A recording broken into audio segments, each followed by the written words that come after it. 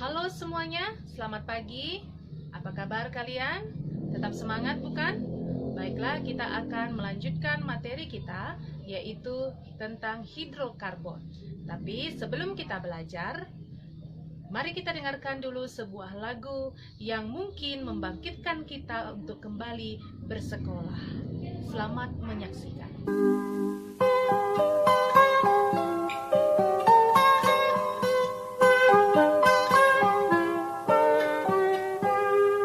Pagiku cerahku, matahari bersinar, ku gendong tas merahku di pundak. Selamat pagi semua, ku nantikan dirimu di depan kelasmu, menantikan kami.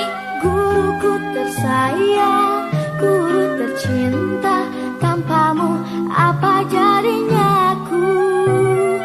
Tak bisa baca tulis, mengerti banyak hal. Guruku, terima kasihku. Nyatanya diriku kadang buatmu marah, namun segala maaf kau berikan.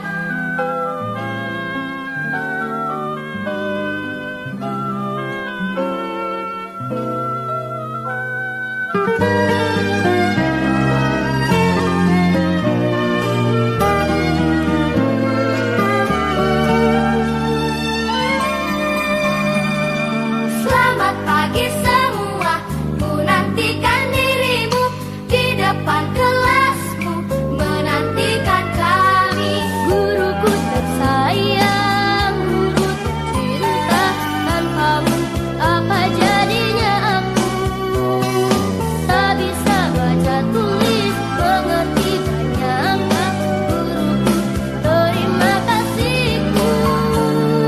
Nyatanya diriku kadang buatmu marah, namun segala maaf kau berikan. Guruku tersayang, guru tercinta, tanpamu apa jadinya aku? Tak bisa baca tulis, mengerti banyak hal. Guruku, terima kasihku. Guruku tersayang, guru tercinta, tanpamu apa jadinya aku? Tak bisa baca tulis, mengerti banyak hal. Guruku, terima kasihku.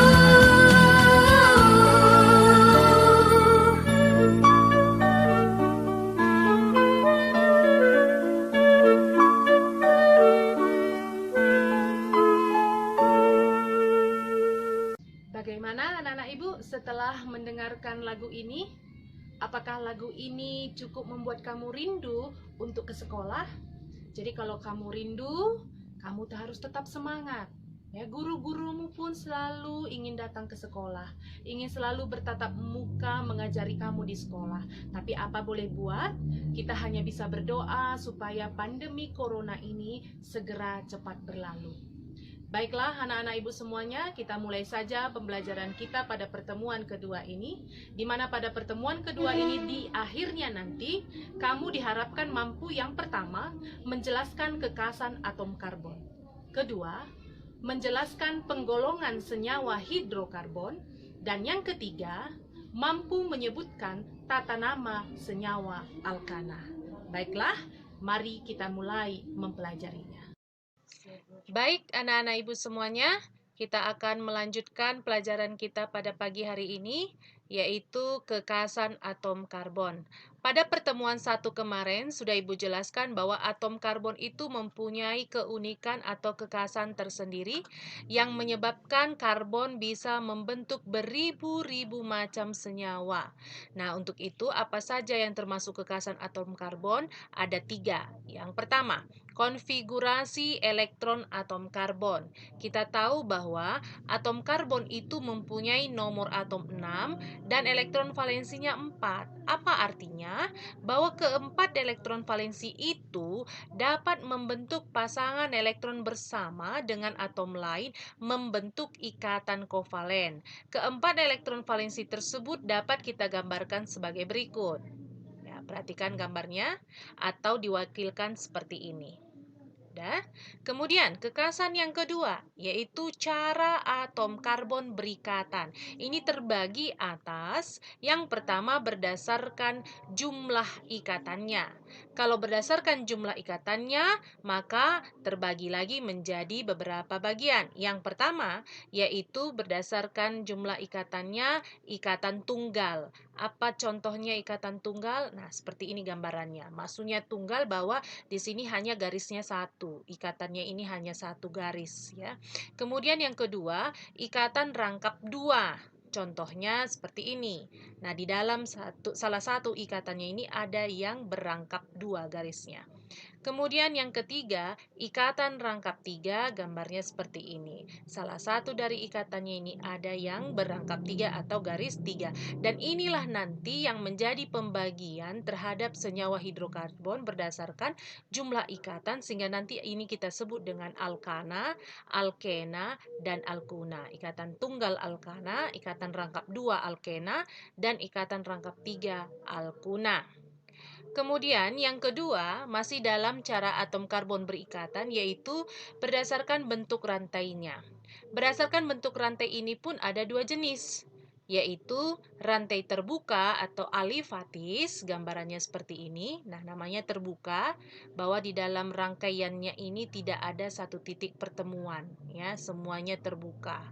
Lalu yang kedua adalah ikatan tertutup atau rantai tertutup yang kita sebut dengan siklik, dan penggambarannya seperti ini. Iya, seperti membentuk suatu lingkaran ya. Baik, kita lanjutkan. Kekasan atom karbon yang ketiga adalah posisi atom karbon di dalam rantai karbon.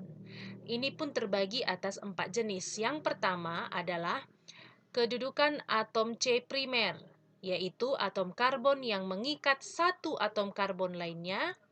Yang kedua atau B, atom C sekunder, atom karbon yang mengikat dua atom karbon lainnya. Yang C, atom karbon tersier, yaitu atom karbon yang mengikat tiga atom karbon lainnya. Dan yang keempat atau D, atom karbon kuartener, yaitu atom karbon yang mengikat 4 atom karbon lainnya. Nah, sekarang perhatikan contoh yang ada di slide kita ini, yaitu cara menentukan di mana C primer, C sekunder, tersier, dan kuartener. Perhatikan contohnya. Iya, di sini kamu perhatikan ini ada rangkaian senyawa hidrokarbon, CH3, CH2, CH, dan seterusnya. Maka setelah kita memahami pengertian ini tadi, atom C primer adalah atom karbon yang mengikat satu atom karbon lainnya, maka di sini kamu perhatikan yang C primer ini, misalnya seperti ini, dia terikat kepada berapa atom C lainnya? Hanya satu kan, yaitu mengikat kepada CH2. Berarti inilah yang kita sebut dengan primer. Nah, mana lagi yang seperti itu? Ya, ini termasuk primer, dan primer. Sehingga kalau kita hitung jumlahnya 1, 2, 3, 4, dan 5. Maka primer ada 5 buah. Kemudian bagaimana menentukan atom karbon sekunder? Apa tadi sekunder? Atom karbon yang mengikat dua atom karbon lainnya. Maka kita hitung ya, atau cari yang mana yang terikat kepada dua atom C lainnya. Maka coba kita perhatikan yang ini, CH2 terikat kepada mana sajakah dia ini C-nya? Satu ke CH3, yang satu lagi ke CH. Dan kita bilang inilah yang disebut dengan sekunder karena terikat pada dua atom C lainnya, atau kita buat di sini angka 2. Mana lagi yang seperti ini? Coba kamu perhatikan. Inilah dia, ya kan? CH2. Udah, mana lagi? Ini juga CH2. Iya, masih adakah? Tidak ada. Maka kita sebut atom karbon sekundernya ada 3 buah. 1, 2, dan 3. Kemudian untuk menentukan atom C tersier. Atom C tersier adalah atom karbon yang mengikat 3 atom karbon lainnya.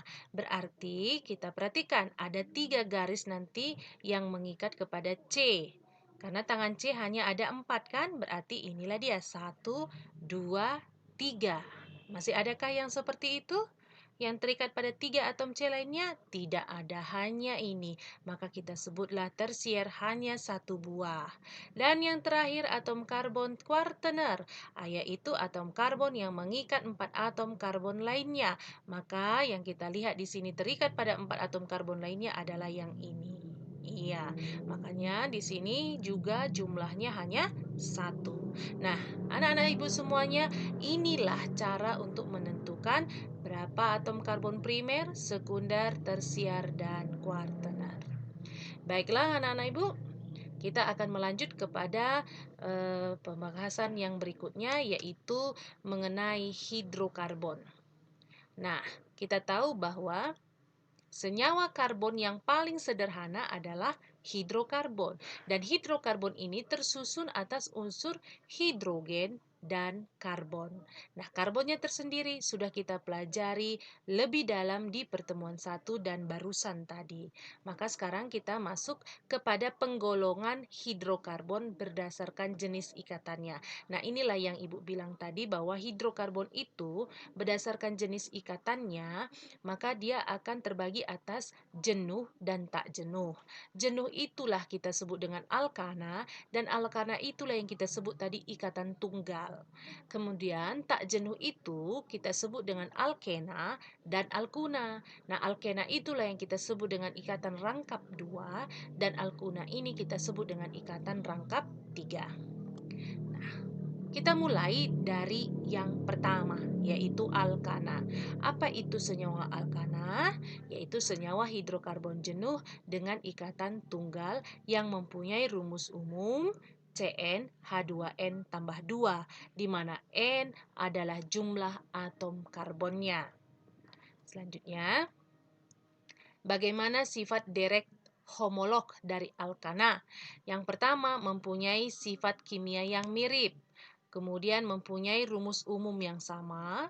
Perbedaan Mr antara dua suku berurutan sebesar 14. Kemudian makin panjang rantai karbon, makin tinggi titik didihnya. Nah, untuk lebih memahaminya, kita lihat dulu deret homolog dari alkana. Perhatikan di tabel ini, ada di sini dari jumlah C-nya, ya, jumlah C-nya, jumlah atom karbonnya. Kalau 1 kita sebut kita buat rumusnya menjadi CH4, namanya metana, dengan adanya keterangan titik didih dan sebagainya di sini, ya, dan juga wujudnya. Udah. Kemudian kalau dia C-nya 2, berarti C2H6. Dari mana dapatnya ini? Karena dari rumus umumnya tadi. Rumus umumnya tadi itu adalah Cn H2n tambah 2. Berarti kalau C-nya 2, berarti hanya 2 kali 2 tambah 2. Maka dapatlah 6. Nah, dari situlah dapatnya 6 ini, ya. Dapatnya 6 ini. Dan namanya disebut dengan etana, dengan titik didih dan titik leburnya ini di sini sudah ada, sifatnya juga sudah ada. Kemudian yang ketiga, kita masukkan lagi C-nya 3, berarti hanya berapa? Berarti CnH2n tambah 2 kan gitu kan?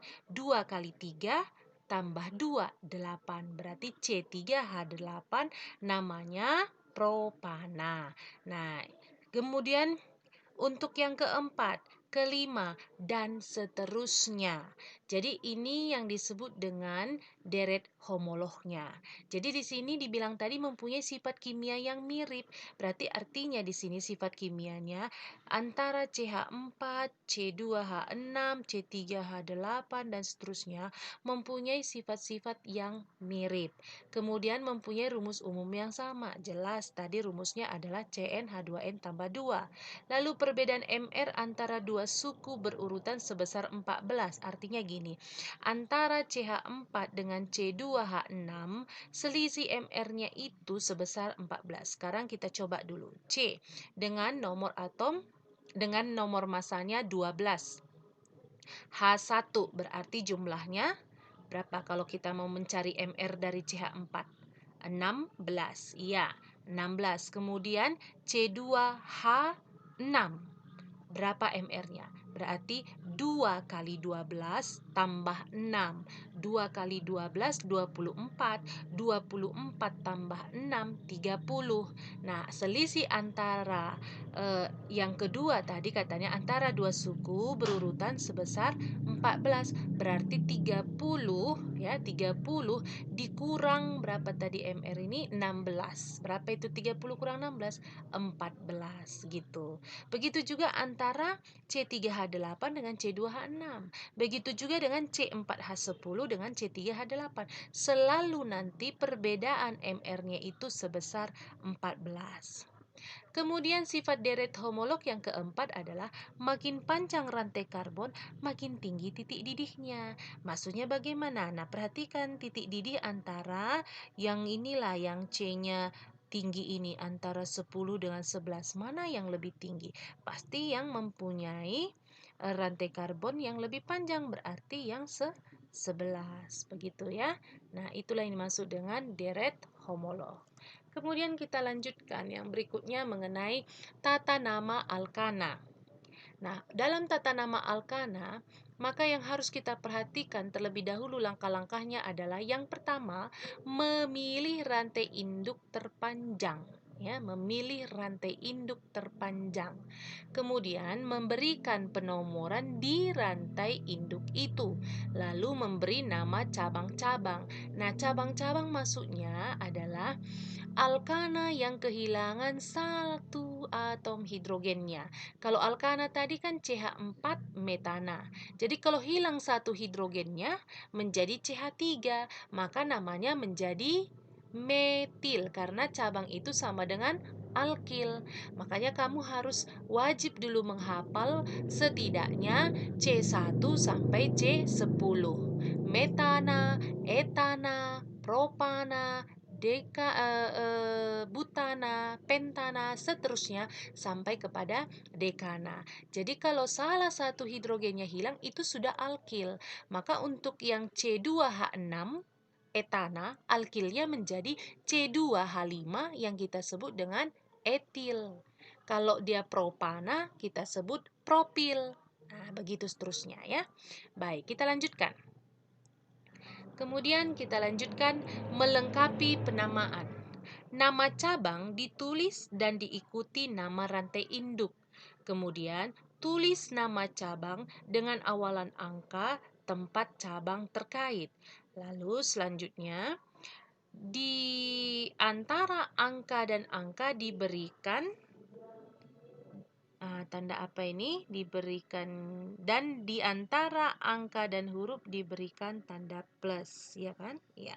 Baru selanjutnya, jika terdapat cabang yang berbeda, maka cabang diurutkan menurut abjad. Kita perhatikan. Nah, ini gugus alkil tadi yang Ibu jelaskan, di mana rumusnya CnH2n tambah 1. Kalau alkana tadi kan CnH2n tambah 2. Maka kalau alkilnya CnH2n tambah 1. Contohnya ini, CH3. Awalnya dia CH4 kan? Maka namanya metil. Yang ini CH2, CH3. Namanya etil. Awalnya dia C2H6. Kemudian yang ini, ya inilah dia artinya ini tadi. CH2, CH3 itu sama artinya dengan C2H5. Kemudian untuk propil, ya propil C-nya 3, H-nya jadi 7. Jadi di sini CH2, CH2 lalu CH3 atau kita singkat dengan C3H7. Kemudian yang ini bentuknya kalau seperti ini dia, bentuknya ini kita sebut dengan isopropil atau CH3 dua kali. Nah, ini juga ada penambahan untuk nama-nama gugus alkil. Baik, kita lanjutkan. Contoh penamaan alkana. Perhatikan ya. Ini di sini ada rantai karbon CH3, CH, iya, CH2, CH3 lalu ada cabang di sini. Apa tadi langkah pertama? Tentukan dulu rantai induk, rantai yang terpanjang. Jadi kalau rantai terpanjang di sini kalau kita perhatikan adalah rantai lurus, kan gitu kan, rantai lurus. Kemudian yang kedua, penomoran. Nomori rantai induk di mana usahakan cabang mendapat nomor yang terkecil. Nah, ini adalah rantai induk. Di luar dari rantai induk adalah cabang. Jadi ini cabang, cabang, cabang, cabang, cabang. Lalu nomori rantai induk ini sehingga cabang mendapat nomor yang terkecil. Ya, mendapat nomor yang terkecil. Kalau kita perhatikan di sini ada cabang, di sini juga ada cabang. Kalau kita nomori dari kiri, maka cabang mendapat nomor 2. Kalau kita nomori dari kanan, cabang juga mendapat nomor 2.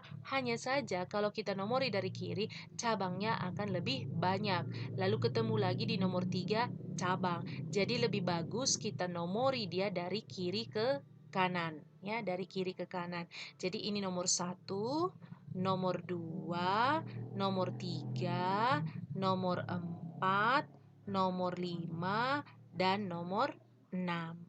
Jadi, kita nomorilah ini mendapat nomor 2, sama-sama metil ya kan. Lalu ini nomor 3 dan ini cabangnya kita sebut etil karena kan C2H5 tadinya etana jadi etil. Kemudian nomor 4 tidak ada cabang, lalu nomor 5 ketemu cabang lagi. Nah, sekarang kita lihat ya. Bagaimana kita menamainya? Tadi dibilang kalau ada cabang yang berbeda, maka urutkan dia berdasarkan abjad. Jadi mana duluan, huruf E atau huruf M? Jelas huruf E kan gitu. Maka kita kita namailah dia berdasarkan urutan abjad. Nomor berapakah etil itu? Nomor 3. Maka kita buat 3 etil, kemudian cabang yang berikutnya adalah metil. Nah, berhubung karena metil ini ada 3 buah, maka kita sebut saja nomor 2, nomor 2, dan nomor 5, lalu ada 3 trimetil. Ya kan? 2, 2, 3 trimetil baru rantai induknya. Rantai induknya ini C-nya berapa? Ada 6. Nah, kalau 6 tadi kita sebut apa? Heksana. Maka kalau kita gabungkan 3 etil, 2, 2, 5 trimetil heksana. Ya, ya bisa dipahami? Baik, kita lanjutkan dengan contoh yang kedua untuk lebih memahaminya. Perhatikan rantai karbon yang ada di sini. Ya, dan langkah pertama tadi apa? Tentukan rantai induk, rantai yang terpanjang, udah, yang memuat cabang gitu. Jadi kalau kita perhatikan di sini, inilah dibuat rantai induk. Dari sini terus kemari. Jadi ada yang terpanjangnya 6.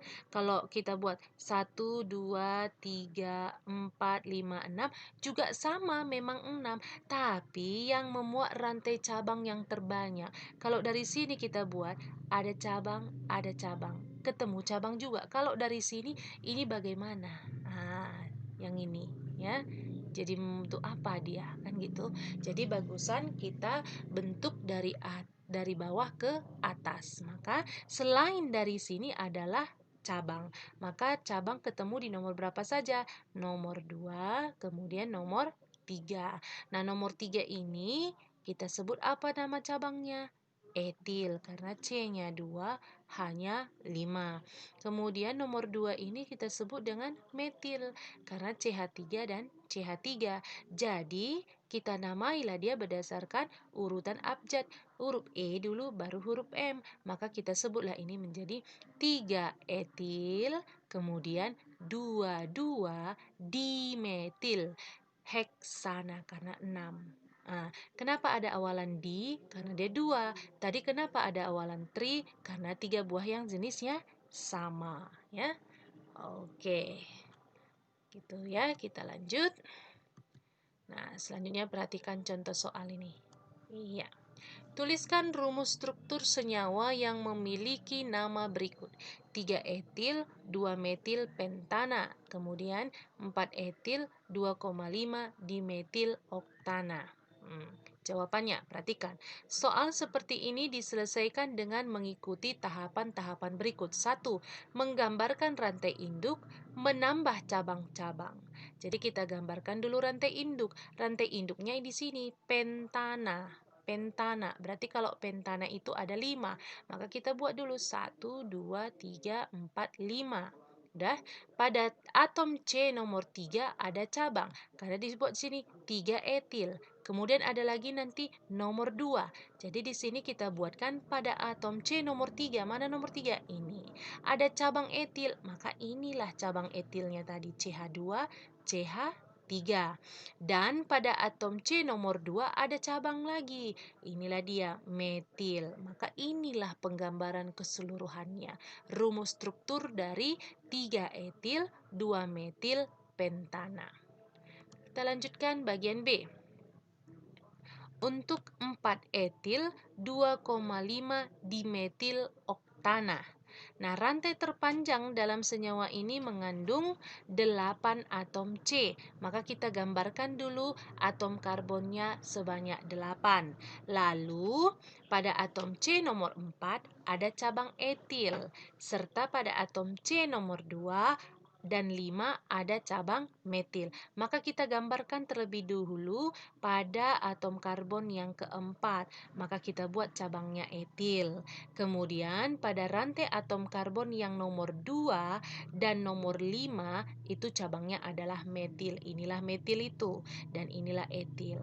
Maka inilah dari rantai karbonnya yang kita namai 4 etil 2,5 dimetil oktana. Baik, kita lanjutkan contoh yang berikutnya. Ya, ini menentukan benar atau salah penamaan berikut. Apabila salah, nyatakan kesalahannya, kemudian tuliskan namanya yang benar. Yang pertama, A. 4 metil pentana. Nah, apakah ini benar atau salah dalam penamaan? Nah, untuk memeriksa ketepatan penamaan senyawa alkana bercabang, perlu diperiksa 3 hal, yaitu rantai induknya, baru penomorannya, dan penulisan namanya. Oleh karena itu, ikuti langkah-langkah berikut. 1. Gambarkan senyawa sesuai dengan soal 4 metil pentana.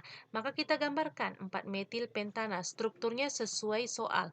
Maka kita buatlah rantai induknya sebanyak 5. Baru di nomor 4 kita ketemu metil. Udah. Nah, apakah penomoran seperti ini benar? Ya. Penomoran seperti ini masih salah. Kenapa? Karena penomorannya dimulai dari ujung kiri. Seharusnya penomoran di ujung kanan. Kenapa?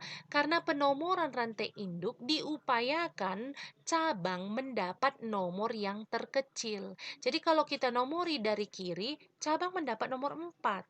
Padahal menurut peraturannya, cabang ini harus mendapat nomor yang sekecil mungkin. Jadi haruslah kita nomori dari kanan ke kiri supaya dia mendapat nomor 2. Maka harus penggambarannya seperti ini. 1, 2, 3, 4, 5, sehingga penamaannya bukan 4 metil, tapi 2 metil pentana. Jadi penamaan tersebut salah. Ya. Kemudian kita lanjutkan bagian B-nya. 2 etil propana. Strukturnya sesuai soal. Kita gambarkan dulu ya. 2 etil propana. Rantai induknya berapa? Propa. Propana itu C-nya 3. Berarti kita gambarkan dulu 3. 1, 2, 3. Kemudian ada cabang etil di nomor 2. Kita buat cabang etil. Nah, bagaimana penomoran menurut aturan Yupak? Apakah itu benar? Salah, ya. Karena di sini masih ada rantai induk yang terpanjang selain dari propana.